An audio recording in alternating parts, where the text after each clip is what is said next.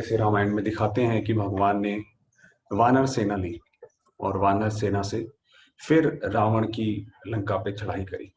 ऐसे ही बाबा भी, क्योंकि हम सारे हैं तो बाबा की सेना के कमांडर और हमारा सेनापति तो स्वयं शिव बाबा ही है। तो ये गीता ज्ञान से ही बाबा हम लोगों को आगे बढ़ा बढ़ा कर कि ये लड़ाई कैसे जीती जाती है, उसी के लिए बाबा रोज नए नए तरीके बताते हैं। तो आज की जो मुरली है उसमें बाबा खासकर यही बता रहे हैं कि रूहानी सेनानियों से रूहानी कमांडर की मुलाकात, जैसे बाबा हमसे मुलाकात करते हैं तो हर बार एक अलग स्वरूप देखते हैं। आप देखते हैं कि बाबा हर बारी हमें, जैसे कल श्रृंगार की बात थी, उससे पहले सतयुग में कैसा होगा उस वो थी, तो एक जो दृश्य है अलग अलग तरह का बाबा के सामने आता है, जैसे सागर की लहरें आती हैं। और फिर उस दृश्य में बाबा को क्या क्या दिखाई पड़ता है, क्या क्या बाबा देखते हैं बच्चों का, और कहाँ कहाँ पे बाबा बच्चों की कमी है वो पूरी ध्यान दिलाते हैं। तो उसी तरीके से बाबा की पूरी मुरली चलती है। तो आज की जो मुरली है वो है रूहानी सेनानियों से रूहानी कमांडर की मुलाकात। आज विशेष कौन सा संगठन है, इस संगठन को अपने डबल सेवाधारी बच्चों को, जो हर एक डबल सेवाधारी और डबल नॉलेजफुल है, ऐसे ग्रुप को देख आज वतन में विशेष एक संवाद चला। तो ये जो सूक्ष्म वतन में जहाँ ब्रह्मा बाबा और शिव बाबा हैं, दोनों इस सृष्टि की दो महान आत्माएं, सबसे महान आत्माएं जो रहती हैं, उनके बीच में ये संवाद चला। तो ब्रह्मा बाप बोले, ये विशेष मेरी भुजाएं हैं।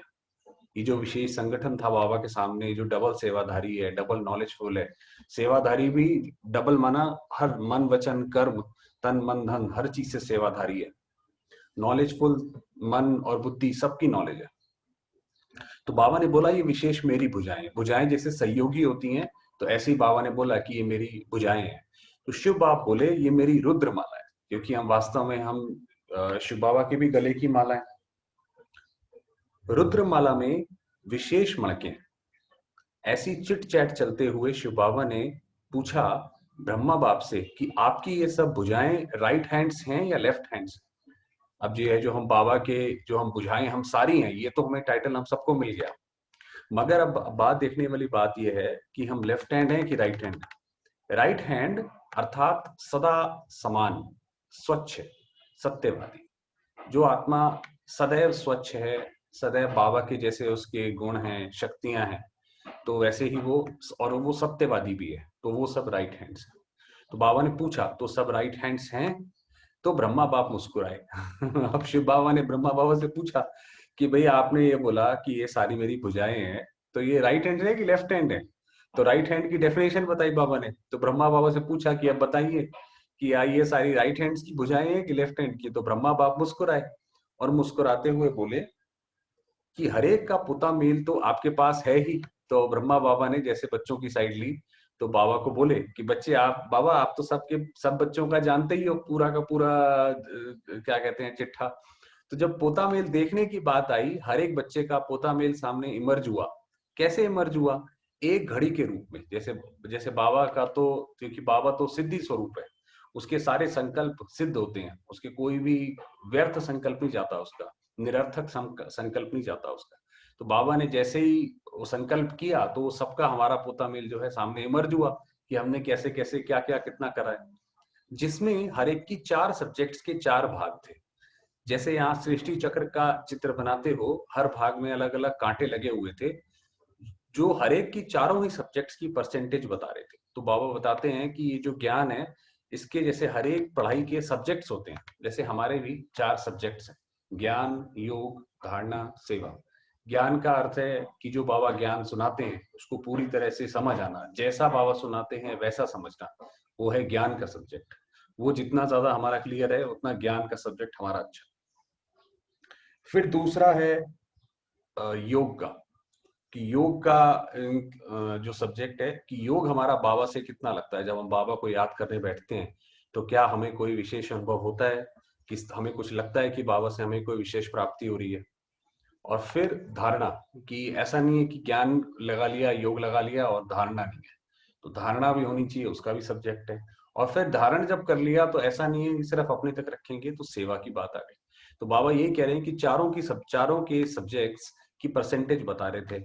सबके पोता मेल स्पष्ट दिखाई दे रहे थे।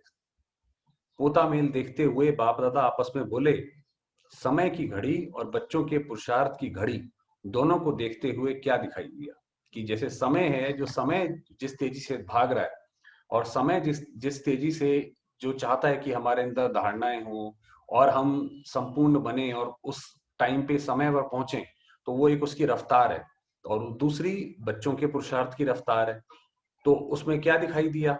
समय की घड़ी और बच्चों के पुरुषार्थ की घड़ी, मेजॉरिटी की दो भाग अर्थात दो सब्जेक्ट्स की रिजल्ट 85% फिर भी ठीक थी। तो जैसे वो आपने बताया कि चार हिस्से थे और चार हिस्सों को किस पे कंपेयर कर रहे थे कि समय की घड़ी कैसी है और पुरुषार्थ की घड़ी कैसी है। तो दो हिस्से तो उसके सही थे।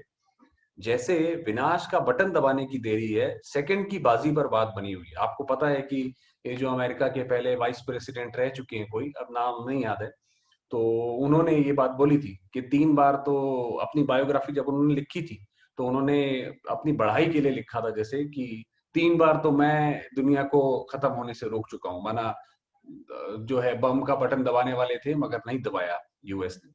तो ऐसे स्थापना के निमित्त बने हुए बच्चे 1 सेकंड में तैयार हो जाएं, ऐसे स्मृति का बटन तैयार है कि बिल्कुल हमें जैसे बाबा बोले कि बच्चे अब आप अपनी बिल्कुल पुरानी स्मृति में टिक जाओ, अपनी आदि अनादि स्मृति में, मैं आत्मा शांत स्वरूप परम धाम में बाबा के सामने बैठी हूँ, ये स्मृति में टिक जाओ। तो बाबा कहते हैं जैसे उनका विनाश का बटन तैयार है, ऐसी आपका एक ऐसे स्मृति का बटन तैयार है।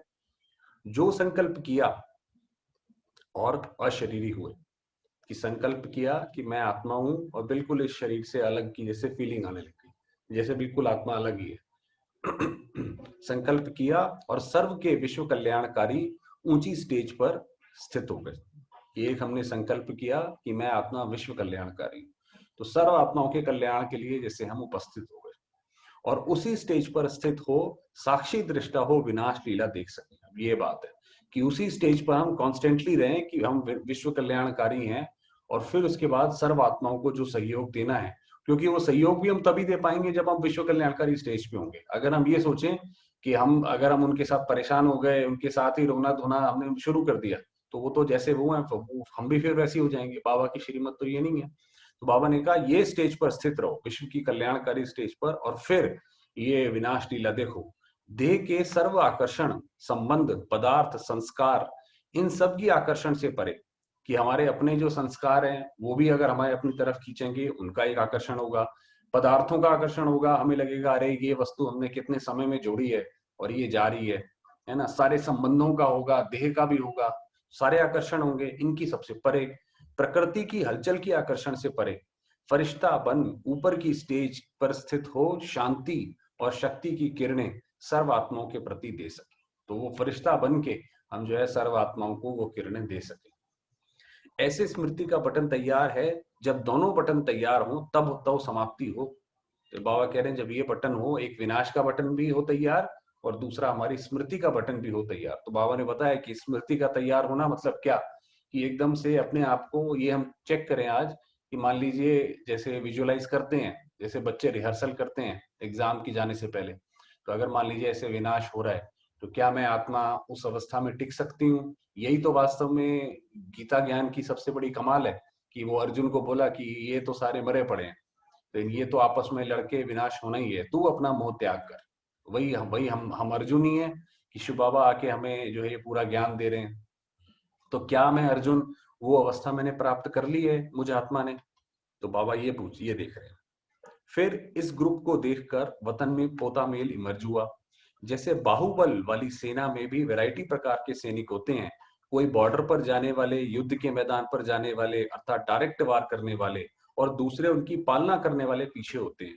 डायरेक्ट तो डायरेक्टर तो बैकबोन होते हैं। मतलब बाबा कह रहे हैं कि जैसे अभी क्योंकि सेना की बात चल रही है, तो एक तो ऊपर सेना की बताई कि भाई अगर ये राइट हैंड हो कि लेफ्ट हैंड हो, राइट हैंड हो तो ऐसा होना चाहिए। उसके बाद ये बता दिया कि स्थिति कौन सी होनी चाहिए। अब बाबा कह रहे हैं जैसे सेना होती है, सेना में आप देखेंगे जैसे भी कोई चीफ कमांडर होता है ना, और फिर कोई जो पीछे जो खाना बनाते हैं, रख रखाव करते हैं, वो भी होते हैं, उनकी जो पालना करते हैं, माना उनके लिए खाना पीना रसद जो पहुंचाते हैं, वो उनकी पालना करते हैं, और एक कोई सामने खड़े होकर वार करते हैं। तो दो तरीके के होते हैं।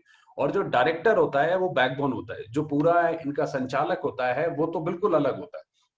तो ऐसे ही ये जो ग्रुप है वह मैदान पर सेवा करने वाला ग्रुप है। अब इसमें डायरेक्टर जो है वो शिव बाबा है, इसीलिए बाबा कहता है कि इसीलिए वो बोलते हैं कि भाई गीता में उसने श्री कृष्ण ने ये प्रतिज्ञा ली कि भाई मैं इसमें शस्त्र नहीं उठाऊंगा। तो ऐसे ही शिव बाबा वास्तव में इस पूरे ड्रामा का, इस पूरे हर सीन का, एपिसोड का, इसका रचयिता है, डायरेक्टर बोलिए, प्रोड्यूसर बोलिए, तो वो पूरा डायरेक्ट कर सकता है, वो हमें ज्ञान दे सकता है, मगर जो अपना पुरुषार्थ है वो हमें खुद करना पड़ेगा। इसीलिए उसको सारथी दिखाया है कि वो राह बता देगा, चलना खुद पड़ेगा। ऐसे ही ये जो ग्रुप है, मैदान पर सेवा करने वाला ग्रुप है, जो बाबा के सामने है, वो मैदान पे सेवा करने वाला है। मैदान में आने वाली सेना के आधार पर ही विजय अथवा हार की बात होती है। अगर मैदान में आने वाले कमजोर, शस्त्रहीन, डरपोक होते हैं तो कोई भी डायरेक्टर की विजय नहीं हो सकती। अगर जो मान लीजिए पीछे के लोग बहुत अच्छे हैं, पूरी खिला पिला के भेज रहे हैं, और जो व्यक्ति ने सामने लड़ना है वही डर के वापस आ जाए, तो विजय कैसे होगी? विश्व कल्याण के मैदान पर ये सेवाधारी ग्रुप है। तो विश्व कल्याण के लिए जो हमने जब ये अपने सर पे हमने ये बांधा कि भाई हम विश्व कल्याणकारी हैं, तो जैसे हमने बिल्कुल युद्ध में आके हम सामने उसका फैसला करेंगे, सामना करेंगे। ये ग्रुप बहादुर है। बाबा ने बताया ये ग्रुप जो है सामने, जितनी भी छोटी आत्माएं जितनी भी होंगी, उनके लिए बोला ये ग्रुप बहादुर है। सामना करने की शक्ति अर्थात अनुभव कराने की शक्ति, सभी को श्रेष्ठ चरित्र द्वारा बाप दादा का चित्र दिखाने की शक्ति ऐसे शस्त्रधारी हैं। अब शस्त्र की बात आती है कि शस्त्र कौन से हैं। भाई एक तो ग्रेड बता दी, फिर राइट हैंड लेफ्ट हैंड बता दिया, फिर बताया कि सबकी अवस्था ये तो होनी चाहिए, वो बता दिया। अब उसके बाद बताते हैं कि शस्त्र, ये जो अगर युद्ध है इसके अंदर शस्त्र क्या चाहिए? शस्त्र चाहिए सामना करने की शक्ति, माना अनुभव कराने की शक्ति, माना जो हम ज्ञान सुनाएं उसमें सामने वाली आत्मा को अनुभव करा दे। वैसा ऐसा नहीं है कि सिर्फ हम बोल रहे हैं कि भी आत्मा शांत स्वरूप होती है, बाबा हमारा से अति स्नेह है, सिर्फ बोल के नहीं, उसको अनुभव हो आत्मा को कि मुझे अनुभव हो रहा है इस चीज का, वो एक शस्त्र हो गया। फिर सभी को श्रेष्ठ चरित्र द्वारा बाप दादा का चित्र दिखाने की शक्ति, कि हमारा जो चरित्र ऐसा हो वो बाबा को प्रत्यक्ष करे, तो ये दूसरा शस्त्र है। क्या समझते हो, ऐसे शक्ति स्वरूप ग्रुप है? पूछते हैं बाबा। चारों ही सब्जेक्ट्स के चारों ही अलंकारधारी हो, दो भुजा वाले शक्ति स्वरूप हो व चार भुजा वाले शक्ति स्वरूप हो। जैसे वो दिखाते हैं अभी शक्तियां जो हैं, बहनों का जो दिखाते हैं, काली का स्वरूप और ये दुर्गा माता, सबके चार भुजा दिखाते हैं। तो बाबा पूछ रहे हैं, और भुजा तो बाबा ने ऊपर बताए थे कि चार भुजा चार सब्जेक्ट्स हैं। तो बाबा ने बताया कि चारों ही दो भुजा वाले हो कि चार भुजा वाले हो, ये चार अलंकार चार सब्जेक्ट्स की निशानी है। जो ये चार अलंकार दिखाते हैं शक्तियों के हाथ में, कि एक के हाथ में कमल फूल, एक के हाथ में गदा, एक हाथ में गदा, तो ये चारों ही सब्जेक्ट्स का अलग अलग इसका स्वरूप है। तो सभी अलंकार धारण किए हुए हैं कि कमल, अगर कमल फूल समान हमारा जीवन है, हम दुनिया की उसमें लिप्त नहीं होते हैं, तो जैसे हमारा कमल फूल का समान जीवन है, तो हमने कमल का जो है ये अलंकार धारण कर लिया, ये मतलब है। या किसी ने दो धारण किए हैं, किसी ने तीन किए हैं, या एक धारण करते हैं तो दूसरा छूट जाता है। तो इस ग्रुप का महत्व समझा। अब ये बताया कि पूरा इस ग्रुप का महत्व क्या है। तो अब हम अपने आप को चेक करें कि हम भी अगर उस ग्रुप में हो, या हम भी आज अगर बाबा अगर बोले कि बच्चे आप भी इसी ग्रुप के पार्टिसिपेट करोगे, तो क्या हम उसके लिए एलिजिबिलिटी है हमारी कि नहीं है? श्रीमत का कांटा ठीक तो तराजू के दोनों पलड़े बराबर हो। कि आप देखेंगे इसमें क्या होता है कि जब व्यक्ति के पास ज्ञान नहीं होता है, जब आत्माओं के पास ज्ञान नहीं होता है, तो या तो वो इधर झुक जाएगी या वो उधर झुक जाएगी। या तो किसी से प्यार करेगी तो इस कदर प्यार करेगी कि उसके बिना रह नहीं सकती, या तो किसी से नफरत करेगी तो ऐसी करेगी कि फिर उसके बिना नहीं रह सकती, फिर जब तक वो उसको दुख ना दे दे, वो ना कर दे। तो वास्तव में ये जो श्रीमत बाबा की हमें मिलती है, इसका सबसे बड़ा बेनिफिट यही होता है कि हमें जो है बैलेंस, क्योंकि इस यूनिवर्स में, इस सृष्टि में बैलेंस सबसे बड़ी जरूरी चीज है। दोनों चीज का बैलेंस हो, कौन सी चीज कब हमें ग्रहण करनी है, कौन सी चीज कब हमें त्याग करनी है, उसका बैलेंस। तो ये बाकी कल पढ़ेंगे, बाकी क्योंकि 10 मिनट रह गए हैं, बाबा थोड़ी देर